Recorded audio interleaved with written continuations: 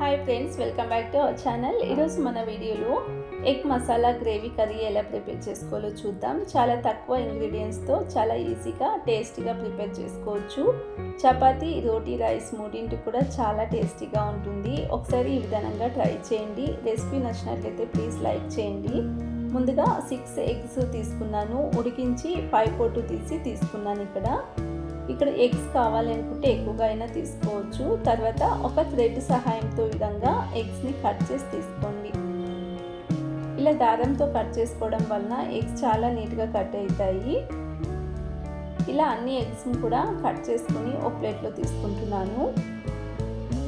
చూడండి ఎగ్స్ ఎంత నీట్గా కట్ అవుతున్నాయో. ఇలా కట్ చేసి పక్కన పెట్టుకోండి. తర్వాత మసాలా ప్రిపేర్ చేసుకుందాం. అందుకోసం 2 మీడియం సైజు ఉల్లిపాయలను కట్ చేసి తీసుకుంటున్నాను. అలాగే 10-15 వెల్లుల్లిపాయలు, 2 ఇంచుల అల్లం వేసుకోండి. తర్వాత 3 పచ్చిమిర్చి వేసుకుంటున్నాను. అలాగే 1 టీ స్పూన్ మిరియాలు వేసుకొని కొద్దిగా కొత్తిమీర వేసుకుంటున్నాను. అలాగే వాటర్ని వేసుకొని సాఫ్ట్గా గ్రైండ్ చేసుకోవాలి. ఇలా గ్రీన్ మసాలాను రెడీ చేసుకుని పక్కన పెట్టుకోవాలి. తర్వాత స్టవ్ పైన ప్యాన్ పెట్టుకుని 2 స్పూన్ల ఆయిల్ వేసుకుంటున్నాను. అలాగే 2 మీడియం సైజ్ ఉల్లిపాయలను చిన్నగా కట్ చేసి వేసుకుని ఫ్రై చేసుకోండి. ఇలా గ్రేవీ రెసిపీస్కి ఆనియన్స్ ఎక్కువగా వేసుకుంటే టేస్ట్ బాగుంటుంది.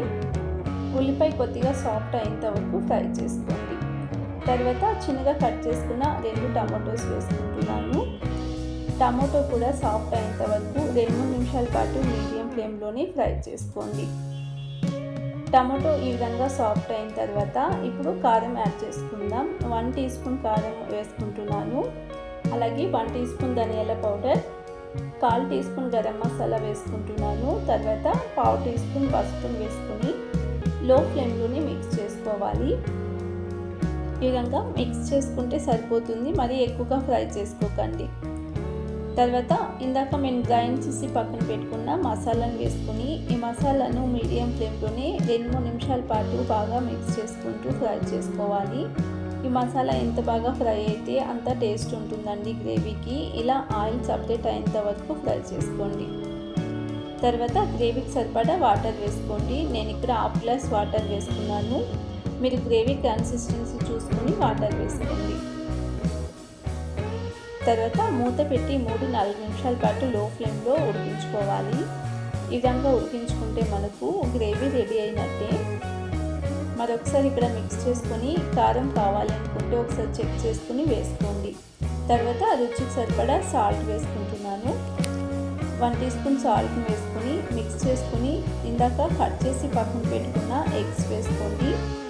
ఈ ఎల్లో పార్ట్ పై భాగానికి ఉండేలా చూసి వేసుకోండి ఎగ్స్ని. ఇప్పుడు గ్రేవీ పైనుంచి కొంచెంగా ఎగ్స్ పైన వేసి ఈ విధంగా మిక్స్ చేసుకుని చిన్నగా కట్ చేసుకున్న కొత్తిమీరని వేసుకుంటున్నాను. మరొకసారి మూత పెట్టి 2-3 నిమిషాల పాటు లో ఫ్లేమ్లోనే ఉడికించుకుందాం. ఈ విధంగా ఉడికించుకోవడం వలన గ్రేవీ మసాలా ఎగ్స్ బాగా పడుతుంది. అలాగే గ్రేవీ చాలా చక్కగా కుదురుతుంది. ఇప్పుడు స్టవ్ ఆఫ్ చేసేసుకుంటే మనకు ఎగ్ మసాలా గ్రేవీ రెడీ అండి. కొంచెం చల్లారిన తర్వాత ఒక ప్లేట్లో సర్వ్ చేసుకుంటే ఎంతో టేస్టీగా ఉండే ఎగ్ మసాలా గ్రేవీ రెడీ అయింది. ఇలా చాలా తక్కువ ఇంగ్రీడియంట్స్తో చాలా టేస్టీగా ప్రిపేర్ చేసుకోవచ్చు. రైస్, చపాతీకి అయితే చాలా టేస్టీగా ఉంటుంది. ఇలాంటి మరెన్నో రెసిపీస్ కోసం తప్పకుండా ఛానల్ని సబ్స్క్రైబ్ చేసుకోండి.